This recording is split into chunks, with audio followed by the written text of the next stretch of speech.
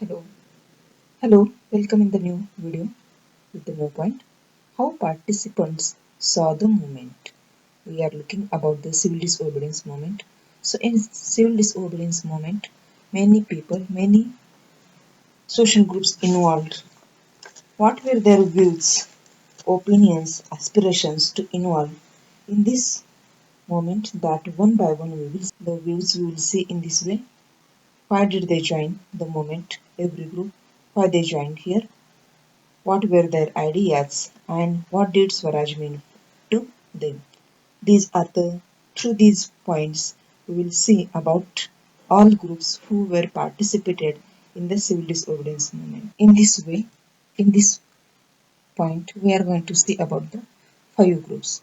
That's are rich peasant, poor peasantry, women, the business classes, and the industrial working classes. These are the five classes we will study here. To understand it or to keep in mind to memorize easily, the graph is made here. One is countryside and second is the urban region. So this in the countryside, the rich peasantry and the poorer peasantry, and in urban region, automatically the industries were there. So the business classes and the working classes.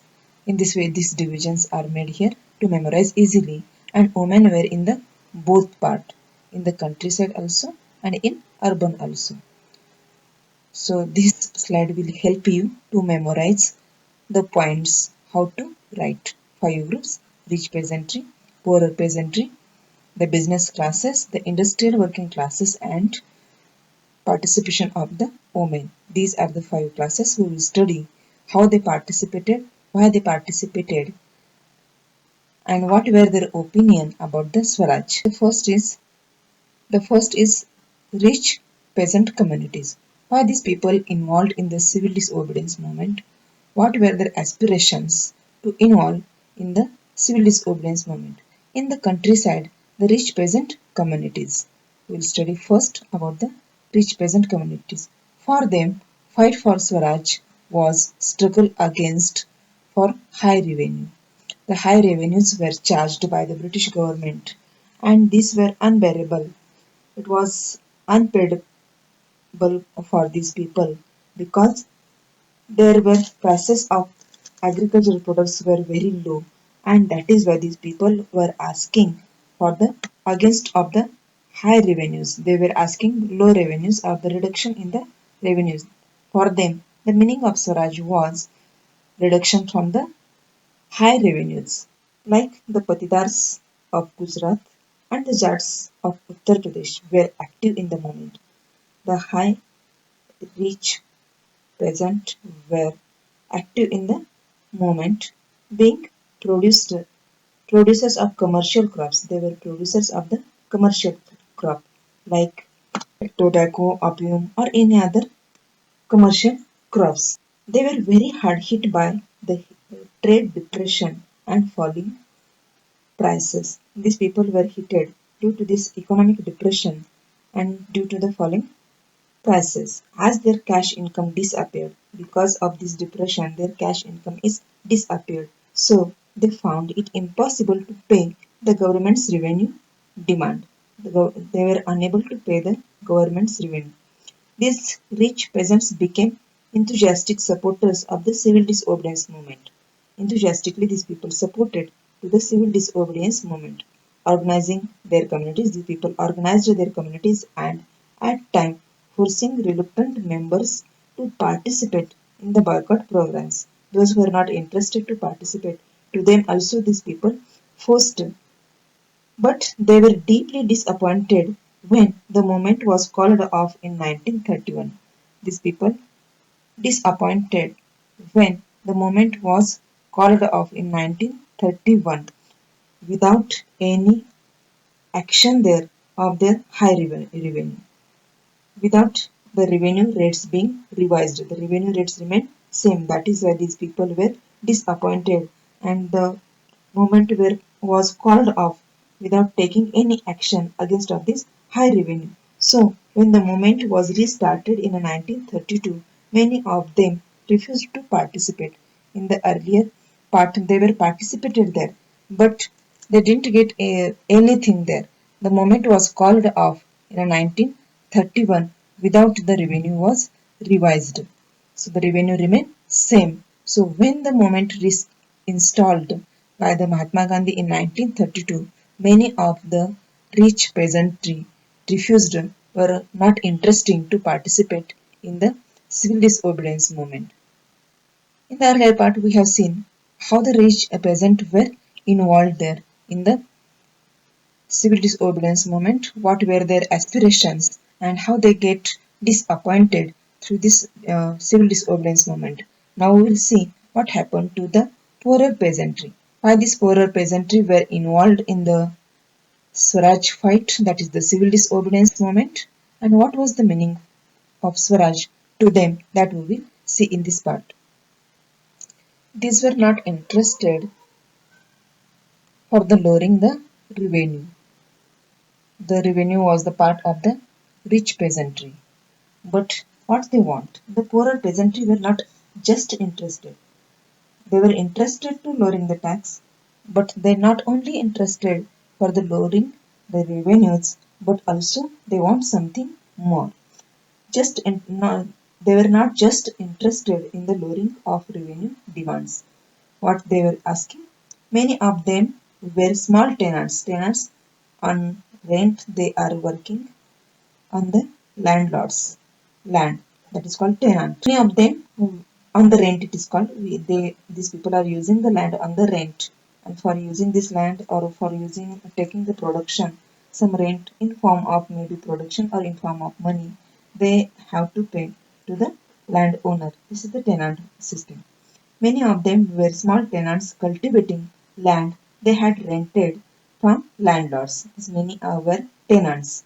As the depression continued and cash income dwindled, the depression made effect on the poorer peasant also. The small tenants found it difficult to pay their rent, so the income dwindled become low. So these people also getting difficulty to pay the rent. They wanted the unpaid rent to the landlords to be remitted. What they were paying to the landlords, it should get relief. This was the interest of the poor peasantry. That is why these people joined. They joined a variety of radical movements. These people joined the radical movements. The people, poor, this poor peasantry was radical. Radical movements often led by socialists and communists. They were the part of the socialist and the communist. The socialism and communalism you have studied in the class 9th. So how the socialism and communalism works there for the poor people, you know that one. So these people were part of the in that tendency of the socialist and communist, apprehensive of raising issues that might upset the rich peasant and landlords. The Congress was unwilling to support no rent campaign in most places. The most the Congress was not interested to support this no rent campaign because the rich peasant may get unhappy with the Congress, and these rich peasant were the supporters or the money providers of the Congress. So Congress don't want to unhappy to the rich peasant. That is why Congress not supported to the poor peasantry for the no rent campaign. And this poor peasantry was also part of the radical movement, socialist movement, and the communist movement. So the relationship between the poor peasant and the Congress remained uncertain. That is why the relation in between poor peasant and Congress not become strong. These people participated, but they didn't get anything, so they were not supported again when the movement is relaunched, or these people became disappointed by the civil disobedience movement. Now we'll turn toward the next class. We have seen in the earlier part the rich peasantry and the poor peasantry from the countryside.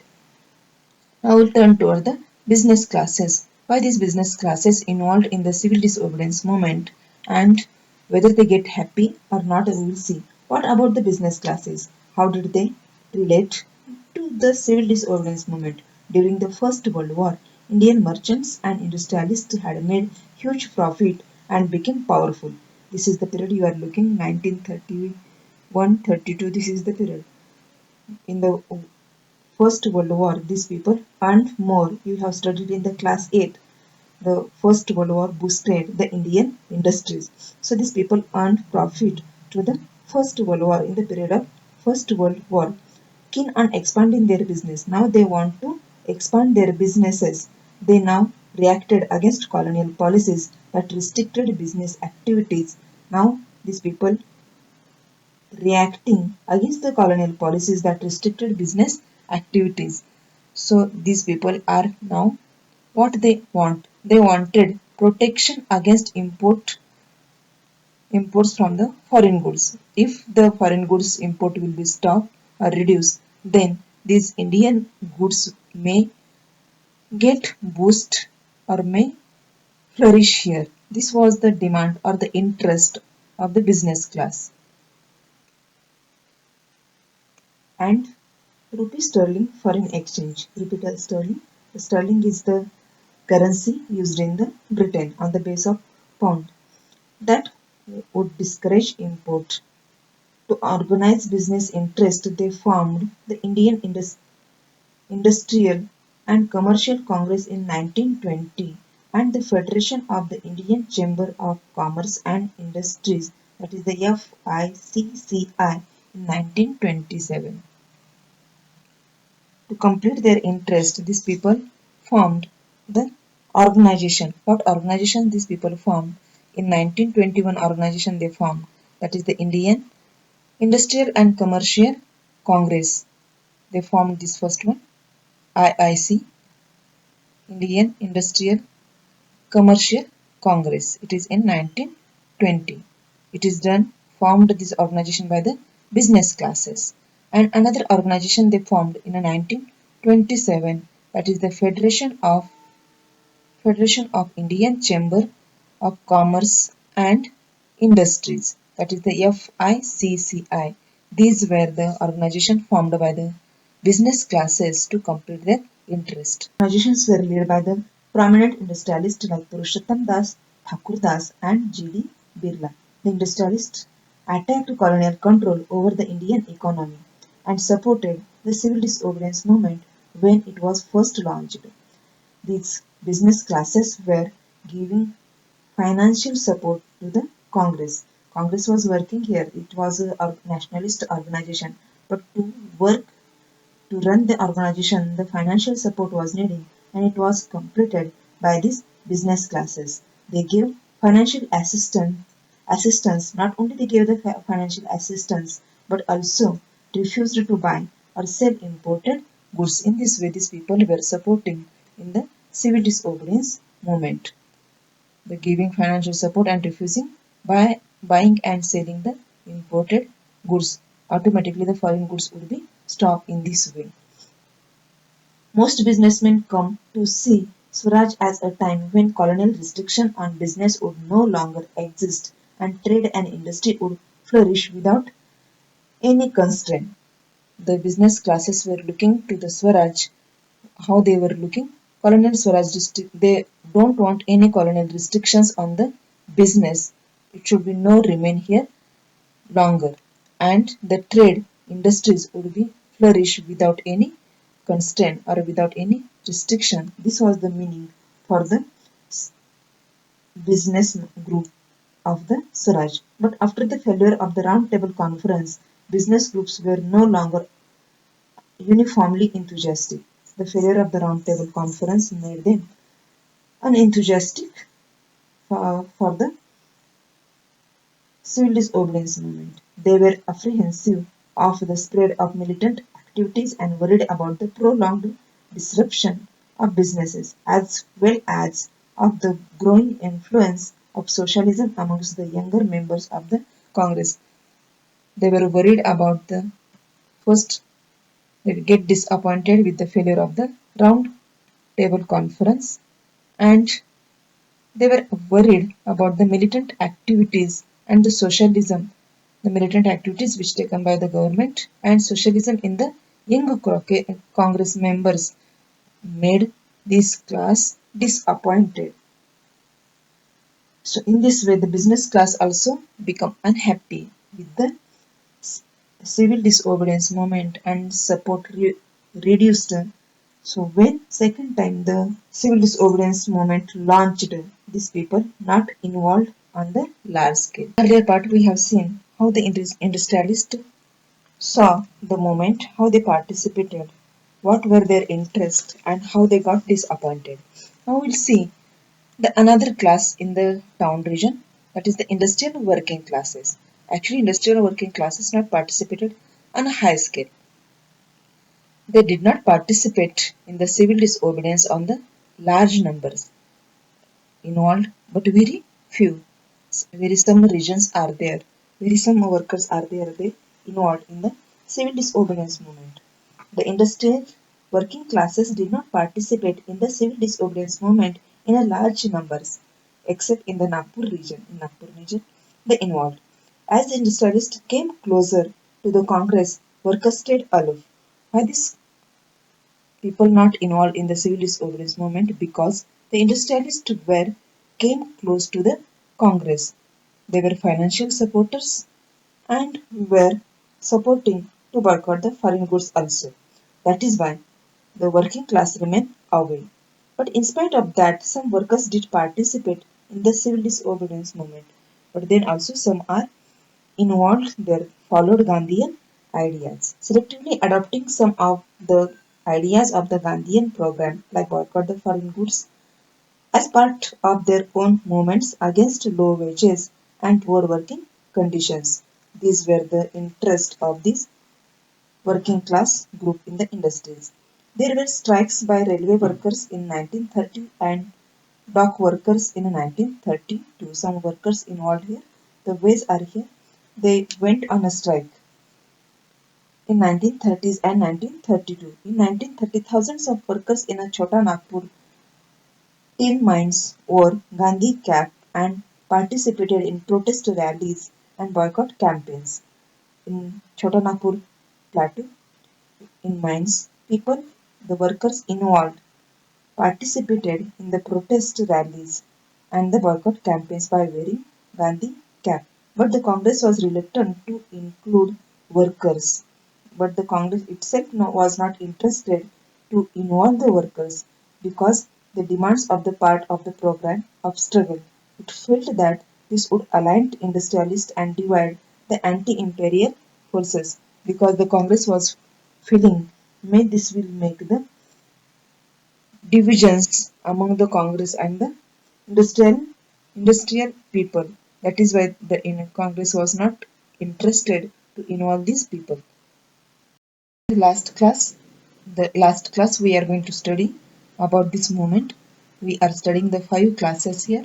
The first one we have seen the rich peasantry, then poor peasantry, then business classes. Then after we have seen about the working classes in the industries, and now we are going to look the participation of the women. Another important feature of the civil disobedience movement was the large-scale participation of the women. Before this, women were not participated not in any movement, but now women participated on a large scale in the civil disobedience movement. This was the happy moment or the important change in the Indian society. During Gandhi's Salt March, thousands of women came out of their homes to listen to him. When the Salt March was going on that time, thousands of women came to listen to Gandhiji and his idea. They participated to protest marches, manufactured salt, and picketed foreign clothes and liquor shops. In all ways, these women also participated. They protest marches, manufactured salts, and picketed foreign clothes and liquor shops. Many went to jail. Many of them went to jail also. In urban areas, these women were from high class families. From urban areas also, women participated. They belong from the high caste families, high class families. In rural areas, these women belongs from the rich peasantry households. From both regions, from urban and from rural, both regions the women were involved in the civil disobedience movement. Moved by Gandhiji's call, they began to see service to the nation is a sacred duty of the woman. This woman thinking to work for the nation is the sacred duty, like holy. This is the holy work for the nation. So women participated on the high scale. The national this increased public role did not necessarily mean any radical change in the way the position of women was visualized. Maybe the public role is increased, but there was no radical changes in the Indian society.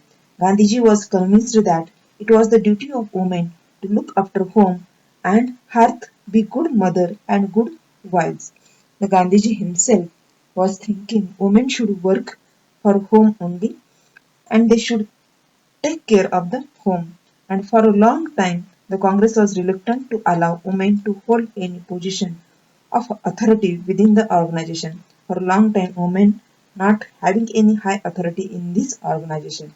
It was keen only on their symbolic presence. The symbolic presence was here in the Congress. So here we can get idea how the Congress was looking toward the women and the work of the women, how made the social changes, but their status is not changed. Maybe there are people are fighting against of the foreign power, but they are willing to keep the status of women as a same way. So these are the some groups we have studied here, how they were interested, how they were participated, and what they got through the civil disobedience movement. In the next video, we will see what were the limits of the civil disobedience movement in detail.